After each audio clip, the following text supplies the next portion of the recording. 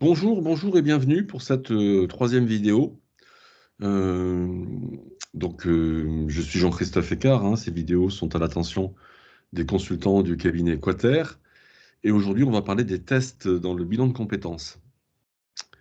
Euh, alors oui, toutes mes excuses, hein, pour la qualité ou la mauvaise qualité des vidéos. C'est tout ce que j'ai trouvé pour le moment. Je vous rappelle que je suis en Chine, hein, dans une petite ville minière du nord-est, et j'ai pris l'esprit chinois, c'est-à-dire que je fais ce qu'il faut avec ce que j'ai. C'est-à-dire que souvent c'est bricolé, mais au final, l'essentiel du job est fait, en tout cas je l'espère. Et si c'est pas le cas, je vous invite vraiment à laisser vos commentaires, hein. YouTube, bizarrement, est accessible alors que d'autres médias ne le sont pas. Donc n'hésitez pas à laisser vos commentaires, hein, alors par thème, hein, s'il vous plaît. Et puis, euh, et puis bien sûr, j'y répondrai. Comme nous devions au préalable avoir des réunions sur ces thèmes et que les agendas, les décalages horaires font que ça n'est pas possible, eh bien, je vous proposerai des réunions ultérieurement. Mais ça serait bien que tout le monde ait visionné au moins une partie de ces vidéos pour qu'on soit raccord sur les sujets à aborder, sur les questions posées et les réponses dont vous avez besoin. Voilà. Donc, pourquoi parler des tests? Alors, d'une façon générale, c'est les thèmes que je vous ai proposés. Il y a une idée qui sous-tend cette série de réunions, cette série d'exposés, c'est que on a des concurrents qui cassent les prix, hein. Alors, je dis concurrents, c'est devenu très business, hein, avec la réforme du CPF. On est vraiment dans un univers concurrentiel. La tendance, comme la concurrence est de plus en plus féroce, la tendance est de jouer sur l'argument de prix. Ce, je ne suis pas du tout d'accord avec ça, et il y a des moyens d'éviter d'être obligé de faire des prix. Alors, depuis toujours, hein, nous faisons des prix pour aider nos futurs bénéficiaires de prestations. Les demandeurs d'emploi qui sont chez Pôle emploi, on essaye de réduire notre prix pour coller au budget Pôle emploi. Euh, je dis on essaye, hein, parce qu'il y a des régions où Pôle emploi paye 900 euros et c'est très compliqué de faire quelque chose de bien à ce prix-là. En revanche, quand il paye 1200, on peut essayer de s'arrêter à 1350, etc. Bon, je vous laisse faire votre calcul de prix. Ce que je veux vous dire, c'est qu'on a plein de bonnes raisons d'être plus cher que la plupart de nos concurrents, parce que d'abord, c'était le sujet du premier exposé, nous, on fait un bilan des motivations. Ça veut dire qu'on ne va pas juste faire un portefeuille de compétences, on ne va pas juste faire une évaluation de notre client, on va faire en sorte qu'il sache où il veut et où il peut aller. C'est un travail en profondeur. Ça, c'est le premier point. Deuxième point, concernant la réglementation, on est très arrangeant, c'est-à-dire que on va se plier à ces contraintes, hein, et on va faire en sorte que les contraintes administratives ne passent qu'après l'intérêt de notre client, son agenda, ses préoccupations, ses priorités. Voilà, ça c'est le deuxième point. Troisième point, les tests. Oui, parce que quelle que soit la qualité de notre coaching, quelle que soit la qualité de notre accompagnement, euh, quelle que soit notre expertise, hein, sur les questions qu'on va aborder, eh bien, mettre des moyens, mettre des outils concrets qui ont du poids, ça va aider, ça va forcément nous aider, nous et notre client. Dans le processus normal d'un bilan de compétences, notre client va passer par des périodes d'exaltation et des périodes de doute. Euh, la relation entre le client et son consultant, entre le formateur et le stagiaire, hein, formateur-stagiaire, pour apprendre l'appellation de la réglementation de la formation professionnelle, ça peut être intéressant de montrer à notre client qu'on met des moyens. Alors, encore faut-il les avoir, mais je vous garantis que, pour prendre l'exemple de Central Test, en milieu de bilan, quand on a passé tous les bons moments où on s'est découvert, où on s'est réapproprié ses motivations profondes, on a gagné en confiance en soi, il arrive un moment où il faut être pragmatique et du coup, on peut avoir un petit moment de flottement, une batterie de tests Central Test, hein, j'en fais souvent passer 6 ou 7. Eh bien, ça remet notre client en selle parce que ça va lui donner encore plein d'informations sur toujours sur lui, hein, c'est toujours lui le sujet, mais dans un langage très RH, très ressources humaines. Et donc, ça va. Et puis, ce sont aussi des tests qu'on fait passer en recrutement. Donc, quelque part, il va se familiariser avec ce qui serait possiblement la suite, c'est-à-dire chercher un emploi et être recruté.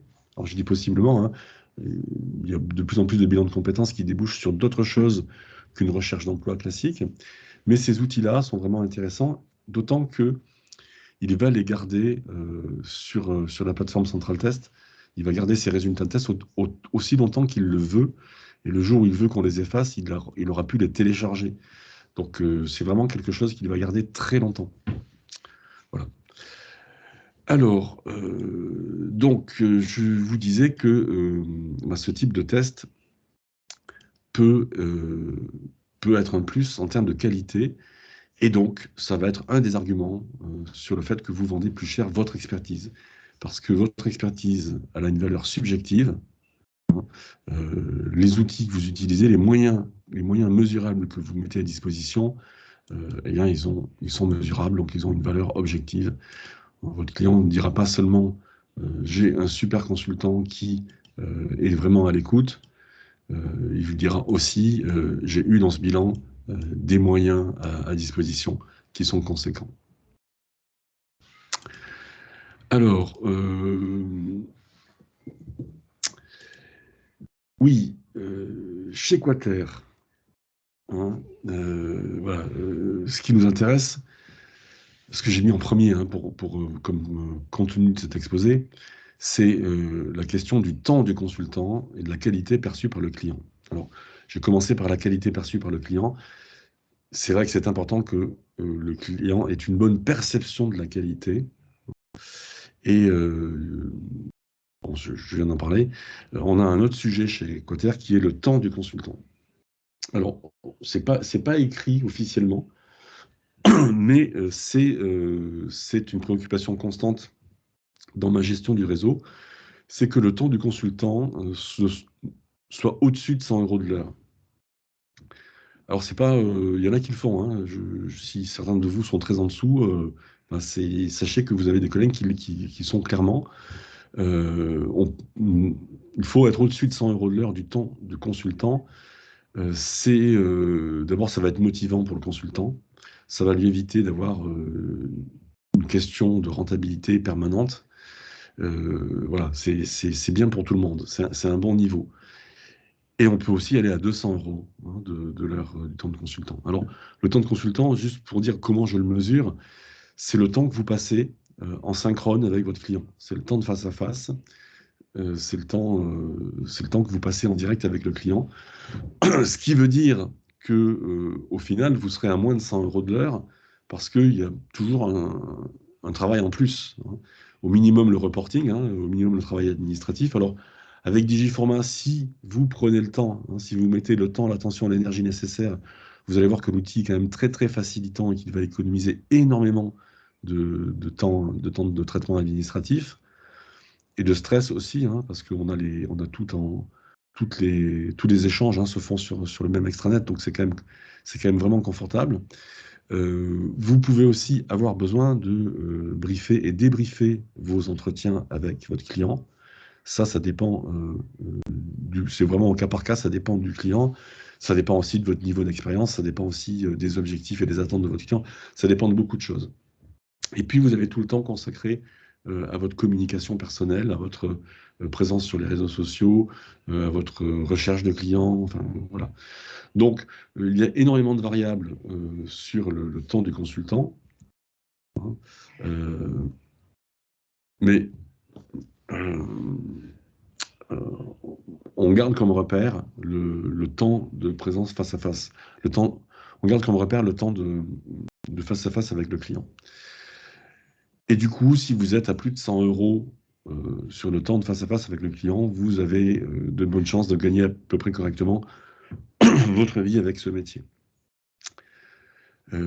Sur la réalité du réseau, on a le bilan le moins cher qui est 1090 € pour 10 heures de synchrone. Donc c'est un 20-10 avec 10 heures de synchrone.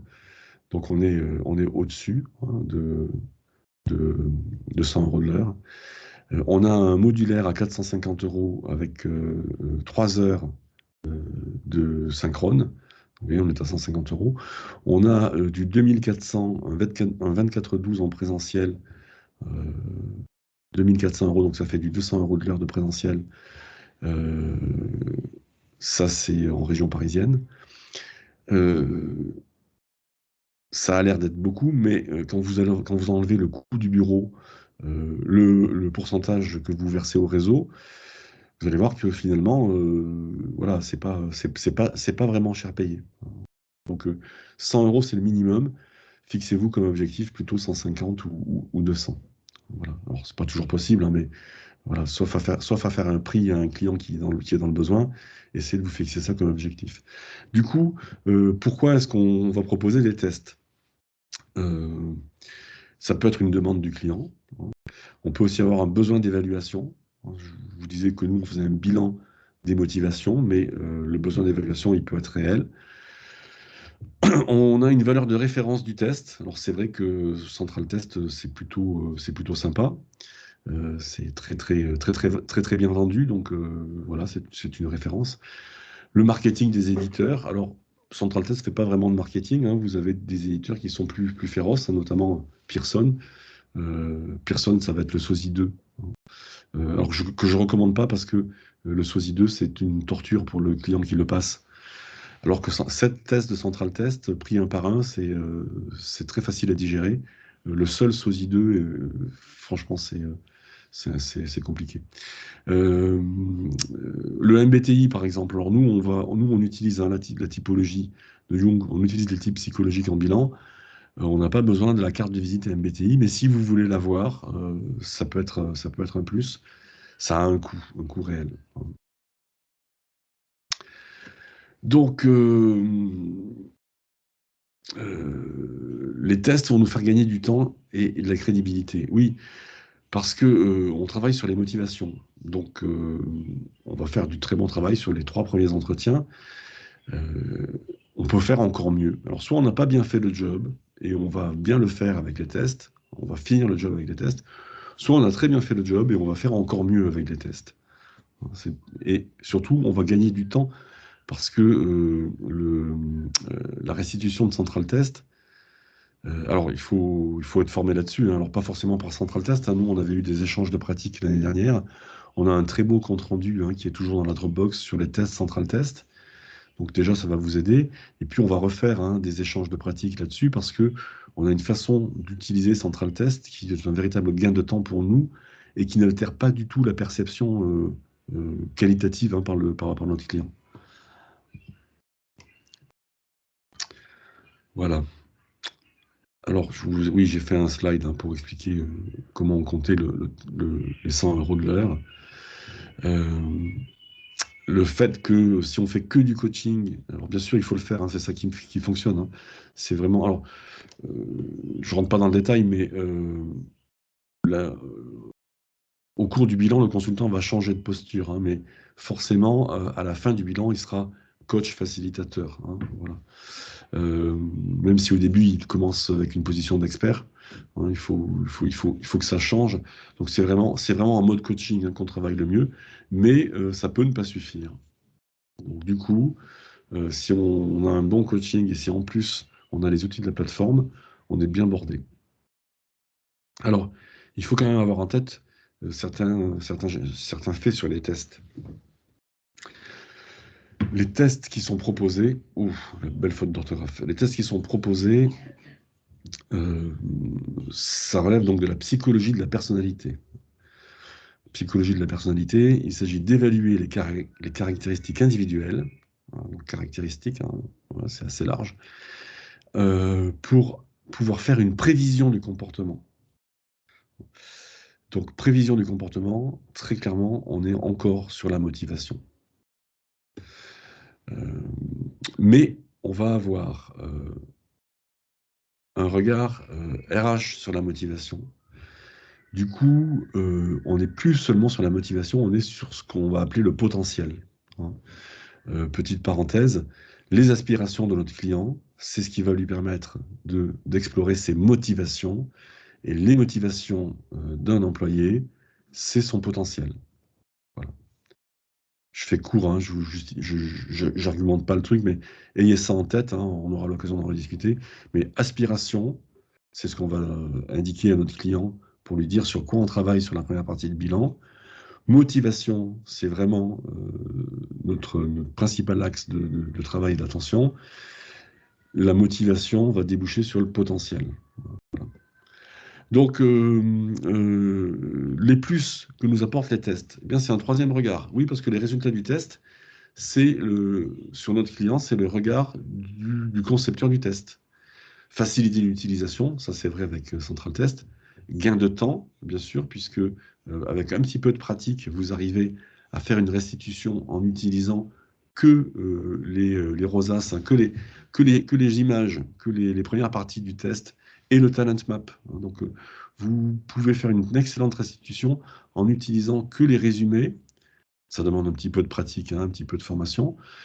Et ensuite, vous vous limitez à poser les fusibles, voilà, et, euh, et à répondre à ce que votre client vous amène. Donc, il peut vous amener des points particuliers du test qui l'auront marqué, pour lesquels il a une question. Voilà.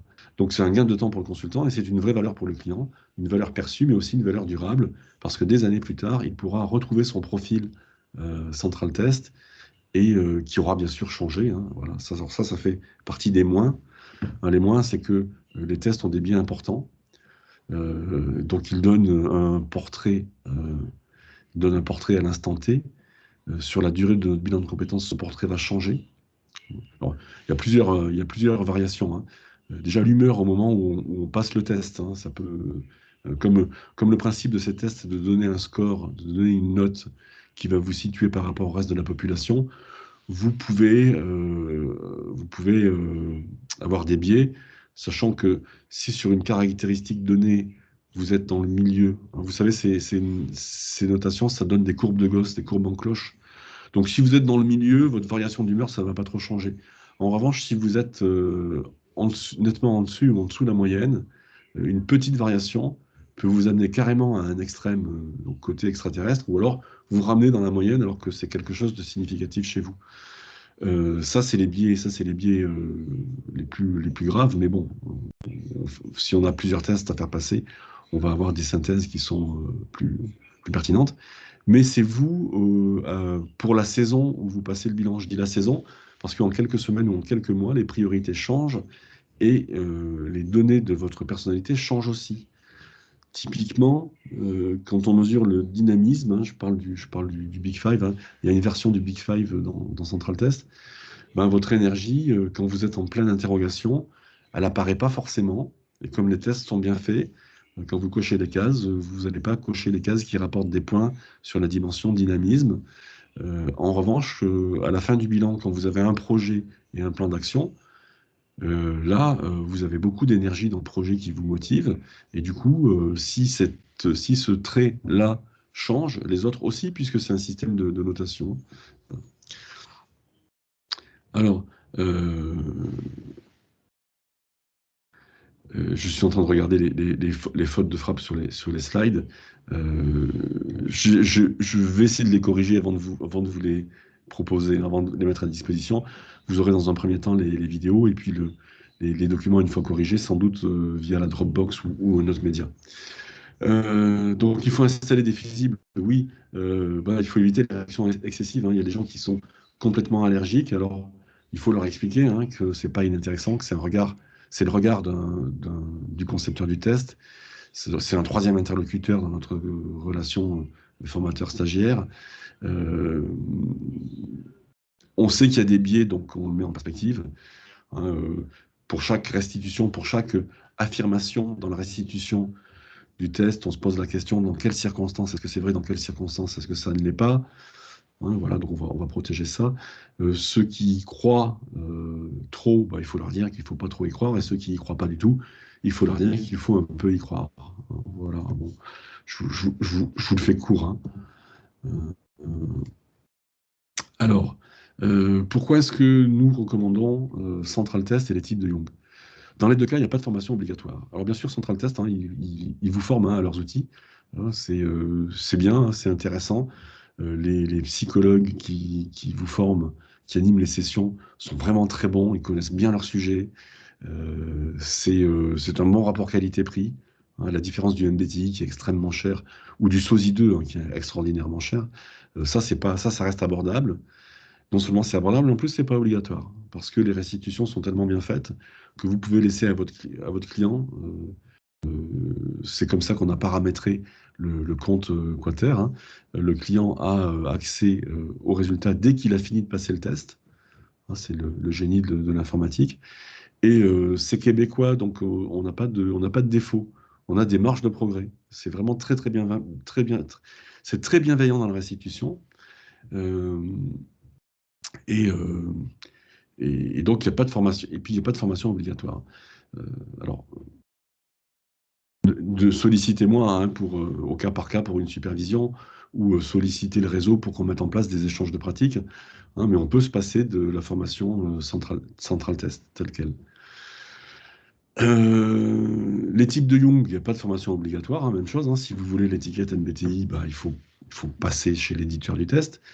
En revanche, et c'est ce que je propose dans les réunions suivantes, une bonne formation au type de Jung et leur impact sur un bilan de compétences, ça suffit pour utiliser les questionnaires qui circulent partout, hein, parce que il faut savoir que le test MBTI, c'est-à-dire le questionnaire à remplir qui vous donne votre score, qui vous donne votre type, eh bien, il est absolument pas fiable. Même celui de l'éditeur, hein, qui fait un énorme travail de traitement statistique, de mise à jour, de traduction hein, dans toutes les langues, même le test de l'éditeur, il n'est pas fiable. On a autant de chances d'avoir les quatre types bien identifiés que d'en avoir qu'un seul. Donc le plus souvent, on en a deux ou trois. Ouais, ouais, c'est comme ça que ça se passe. Alors, c'est très très rare d'en avoir zéro, hein, mais zéro ou un, c'est aussi fréquent que quatre. Et donc on a souvent un résultat qui est à moitié bon. Néanmoins, les résultats du questionnaire servent de base de départ à la discussion, et c'est vraiment dans l'échange avec votre client que vous allez l'aider à déterminer son type. L'aider à déterminer, parce que là encore, autant le premier axe est très important, autant les autres le sont un petit peu moins, et ça peut être un travail sur plusieurs années de déterminer son type. Mais même si on n'arrive pas à déterminer le type du client, on lui donne une grille de lecture du comportement de ses collègues qui va l'amener à changer beaucoup de choses dans son comportement professionnel. Hein, donc on est censé étudier sa personnalité, on va avoir un effet sur son comportement. On ne va pas juste prévoir son comportement, on va modifier son comportement. Donc les central tests et la typologie de Jung, les deux sont bien adaptés au bilan de Quater. Alors justement, parce que ils reposent sur deux théories différentes, hein. La théorie du trait, hein, la théorie du trait, l'exemple type, ce sont les Big Five, hein. Méticulosité, névrosisme, dynamisme, je ne sais plus ce que c'est, mais voilà. Donc, théorie du trait, vous définissez des traits de personnalité et l'ensemble de ces traits va dessiner un portrait. Et pour chacun de ces traits, vous allez noter la personne qui passe le test et vous allez faire un traitement statistique qui va vous permettre de situer euh, votre client par rapport au reste de la population. Donc la théorie du trait, hein, c'est un système de notation qui va vous situer sur une courbe de Gauss par rapport au reste de la population. Euh, Ça donne un portrait, c'est très particulier. Du coup, chaque personne qui passe le test a un portrait à lui, et bien à lui.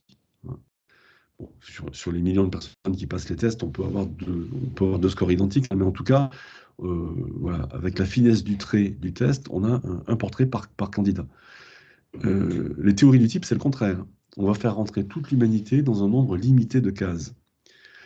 Et le fait d'avoir deux présupposés complètement différents va nous permettre, au final, d'avoir un portrait croisé. Et du coup, on n'aura pas seulement le regard extérieur de l'éditeur du test de Central Test, on aura aussi le regard de Jung, on va dire, sur le comportement de notre client.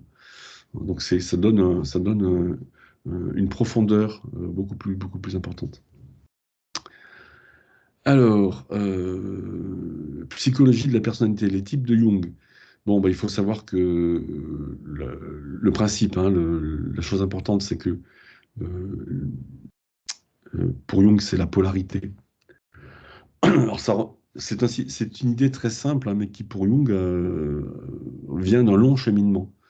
Donc si vous vous intéressez à la psychologie jungienne, hein, il parle de l'animus et de l'anima, hein, c'est-à-dire que un homme qui avance dans l'exploration de son inconscient va rencontrer un personnage féminin qui sera l'anima, qui sera le pendant de sa personnalité consciente, et une femme qui entame le même processus va rencontrer un animus, hein, qui sera le penchant masculin de son inconscient. Voilà. Donc Jung commence par là et il finit par arriver en 1900, dans les années 20, à écrire les types psychologiques. Et donc là, il dit que pour l'énergie, la perception et la décision, on a trois axes polarisés et on va être d'un côté ou de l'autre pour chacun de ces axes. Voilà. Euh, donc on commence par l'énergie.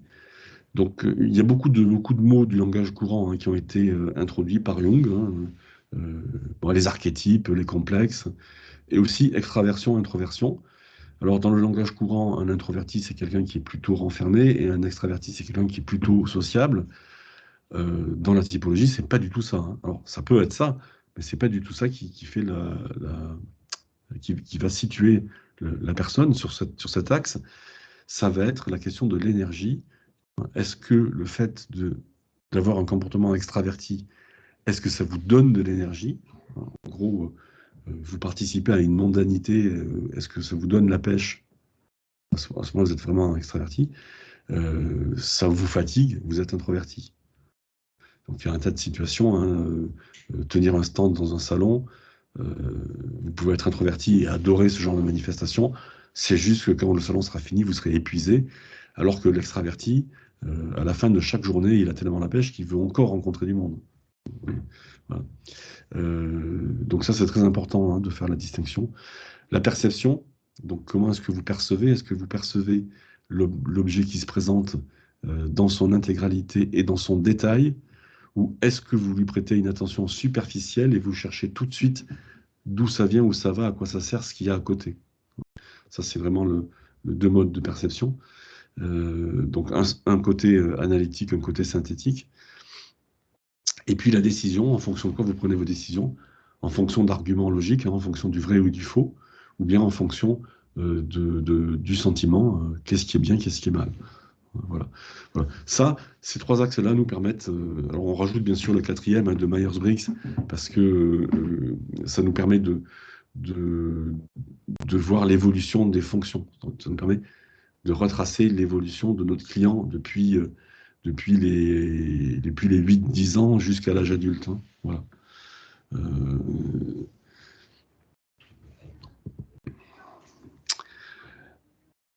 ah ben voilà, je l'ai noté. Donc ça, c'est quelque chose de très particulier. À l'opposé, les tests sur les traits de personnalité. euh, alors, le modèle, c'est le Big Five, hein. Si vous prenez dans Central Test, vous prenez Profil Pro 2 ou le CTPIR, vous allez avoir des éléments, vous allez avoir des questions qui portent sur des traits de personnalité et des éléments de motivation. Le Big Five, c'est vraiment les traits de personnalité. Alors, pourquoi Big Five? Parce qu'après plusieurs générations de tests de personnalité, on s'est aperçu que que les cinq mêmes revenaient tout le temps et que c'était les plus intéressants en termes de prévision du comportement. Donc on a originalité, conscienciosité, extraversion, agréabilité, neuroticisme ou névrotisme. Alors l'extraversion du Big Five, hein, n'a rien à voir avec l'extraversion de Jung. Vous pouvez avoir une très bonne note en extraversion. Ça peut souvent être corrélé avec un type extraverti selon Jung, mais ça peut aussi être un trait dans lequel vous mettez beaucoup d'énergie et du coup, ça n'aura pas du tout le même sens que le sens de la typologie. Alors, petite parenthèse sur Central Test, vous avez aussi un test très intéressant et très sympathique qui s'appelle Vocation. Vocation, ça vous donne le code RIASEC, le code de Hollande. C'est une façon très sympathique et très flatteuse, hein, parce que c'est sympa de passer le test Vocation. vous avez une belle restitution pour quelque chose qui ne servira que dans la lecture des fiches Pôle emploi, par exemple, hein, ou qui ne servira que sur Parcoureo. Voilà la restitution du Big Five selon Central Test, hein. Alors, vous voyez, Central Test, c'est pas tout à fait la même chose, hein. C'est-à-dire que les concepteurs des tests, ils mettent beaucoup de leurs a priori. C'est eux qui définissent les traits, et ensuite, le travail consiste à s'assurer que le questionnaire proposé mesure bien le trait en question. Alors, le Big Five modèle Océan, hein, ça, c'est un squelette, hein.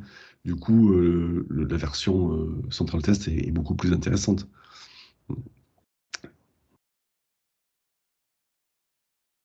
Voilà, avec les diagrammes. Donc le Big Five de Central Test, hein, est quand même très sympa. Voilà. Alors oui, ce que je disais, c'est que les formations ne sont pas obligatoires, mais il faut un temps d'appropriation. Donc je vous invite à venir à nos prochaines réunions sur les types psychologiques et éventuellement à visionner les exposés qui seront faits.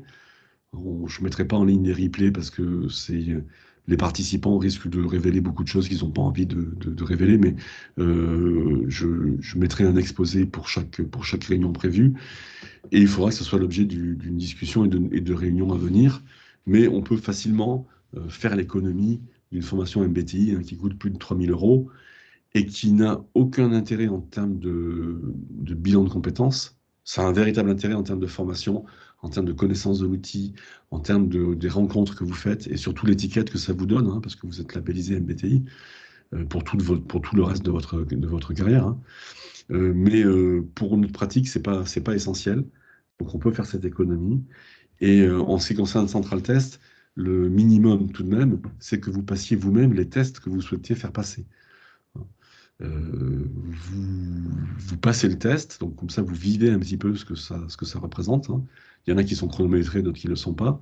Donc vous saurez ce que votre client va avoir devant ses yeux quand vous lui demanderez de passer le test. Et ensuite, vous aurez les résultats que vous allez discuter déjà pour vous-même, hein. Comme vous êtes professionnel, ça ne sera pas trop compliqué de voir dans quelles circonstances le test dit vrai et dans quelles circonstances il se trompe.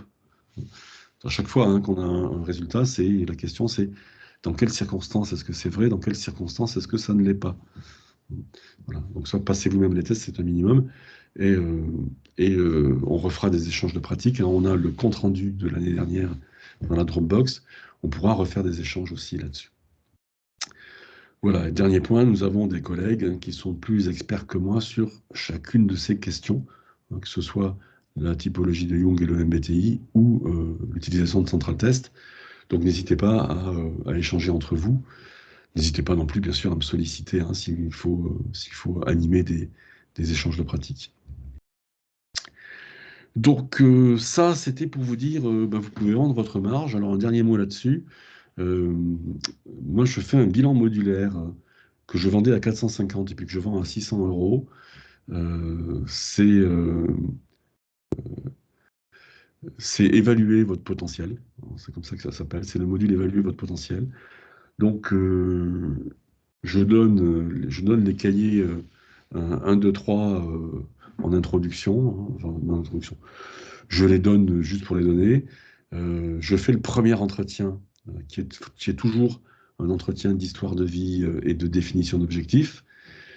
Je propose une batterie de tests et ensuite je fais un deuxième entretien où je donne le portrait, je donne la restitution, je donne le potentiel que les tests ont révélé.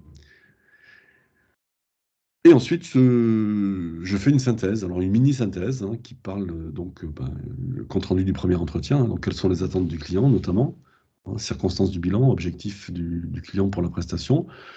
Je mets le résumé en termes de potentiel, je laisse vide de toutes les pages qui ne sont pas explorées, et je demande à mon client de me dire ce qu'il compte faire après, et donc je remplis au moins une ligne du plan d'action, et je prends aussi bien sûr un entretien à 6 mois parce que c'est très intéressant pour moi, et ça prend pas beaucoup de temps, et donc j'ai fait un bilan à 600 € qui m'a pris 3 heures d'entretien, et on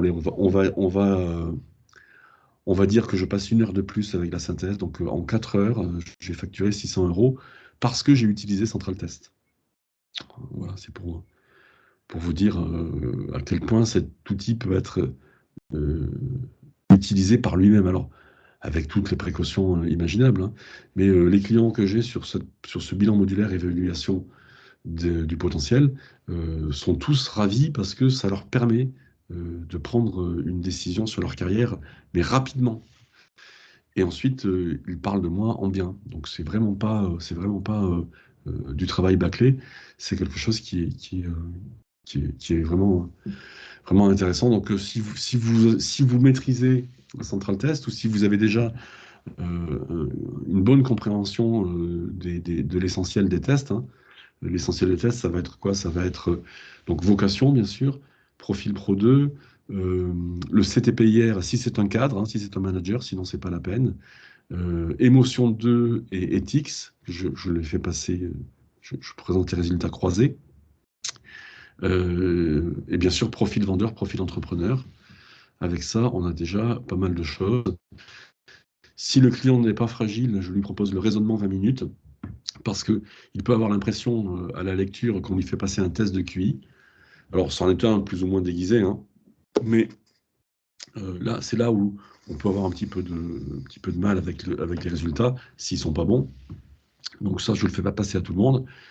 Mais dans le cas général, les gens qui vont bien, le raisonnement 20 minutes, ça va leur permettre de savoir de comprendre, ça va enfoncer le clou pour s'ils étaient bons en maths ou bons en français au collège. Voilà, c'est un truc plutôt sympa. Et puis, le raisonnement 20 minutes de Central Test est toujours mieux noté qu'un vrai test, notamment le test de raisonnement qui n'est pas 20 minutes, hein, qui dure 1 heure. Celui-là, il est plutôt dur, hein, donc voilà, le 20 minutes est plutôt sympa. Donc je vous ai dit quoi? Je vous ai dit vocation, profil pro, éthique, émotion 2, vendeur entrepreneur, et 20 minutes, on est à 7. Voilà, 7 tests qui ne sont pas désagréables à passer parce qu'ils sont fractionnés, parce que l'interface est bien présentée. Alors bien sûr, hein, il faut avoir un grand écran, hein, il ne faut pas s'amuser à le faire sur un smartphone, là ça fait mal aux yeux.